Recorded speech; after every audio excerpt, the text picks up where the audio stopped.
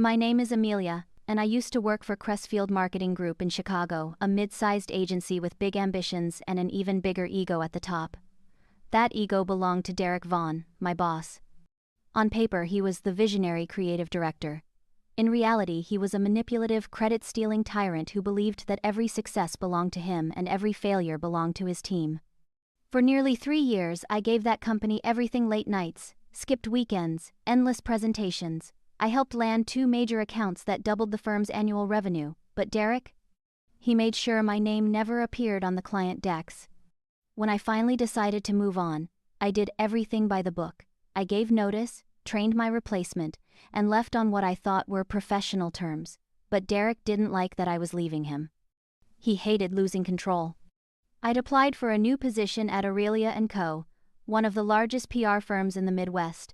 The interview went perfectly. They practically told me the job was mine, pending reference checks. I felt like I was finally about to escape. Then, suddenly, the call never came. 2 weeks passed, then 3. Finally, I got an apologetic email from the hiring manager. "Hi Amelia, we truly appreciated meeting you and were very impressed. Unfortunately, after speaking with one of your references, we've decided to move forward with another candidate."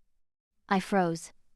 I'd given them Derrick's name. He was my direct supervisor, and I hadn't expected him to go full villain. But he did. I couldn't let it go. So, I called a friend, Melissa, who worked in HR at Amelia. I asked her if she could tell me off the record what Derrick had said. She hesitated but finally whispered. "He told them you were difficult to manage, that you had trouble meeting deadlines, and that you left projects incomplete." That was a lie, a calculated one. Derrick was angry that I'd left, and this was his way of punishing me. I remember sitting on my apartment floor that night, feeling rage rise like static. I'd worked so hard to escape that toxic place, and he still managed to control my future from afar. So, I made a promise to myself.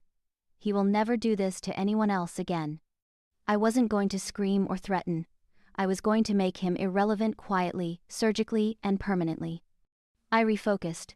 Within a month, I got another interview, this time with Edgeline Communications, a rival firm of Crestfield. The position was higher paying, senior level, and reported directly to the VP. During the interview, I mentioned that I had extensive experience with client accounts stolen by Crestfield through creative misrepresentation. They were intrigued, so I laid out what I knew: nothing illegal, but unethical enough to make Crestfield look like amateurs. By the time the offer came, I'd not only landed the job, I'd landed in a position of influence. I was now a strategic accounts manager with control over which vendors and partners Edgeline collaborated with. And guess who one of our contractors was? Crestfield Marketing Group, Derrick's company. It was like the universe handed me poetic justice wrapped in a business contract. Before taking my revenge, I needed proof of what Derrick had done. I contacted HR Watchdog, a service that checks employer references by posing as potential recruiters. They called Crestfield pretending to verify me, and sure enough, Derrick repeated his unreliable employee story to them. I received a full transcript. There it was, black and white, with timestamps. My ex-boss lying through his teeth to sabotage my career. That was all I needed to move forward with precision. I started examining the client accounts shared between Crestfield and Edgeline. Derrick's firm handled some of the PR content creation for our biggest client, Vanguard Real Estate Group. I'd worked on Vanguard when I was still at Crestfield. I knew the internal contacts, the weak spots, the missed deadlines Derrick always covered up. I reached out to Vanguard's internal comms team under my new role, purely professional. Within 2 weeks, they'd confided that Crestfield's creative team was behind schedule again and barely communicative. Perfect. Edgeline's procurement division had been quietly auditing vendor performance. I made sure to accidentally flag Crestfield for inconsistent deliverables and low ROI. I supported it with clean data comparisons, analytics, delivery logs, all objective, no emotion. When my VP saw the report, she frowned and said, "Why are we paying this much for this kind of output?" Exactly the question I wanted her to ask.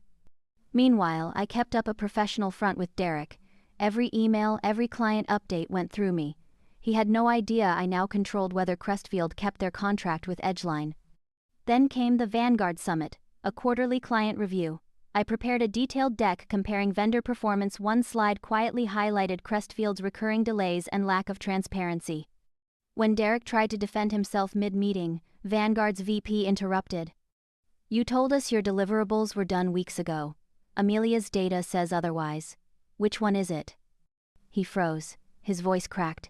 He stumbled through excuses about technical delays and miscommunication. The silence that followed was deafening.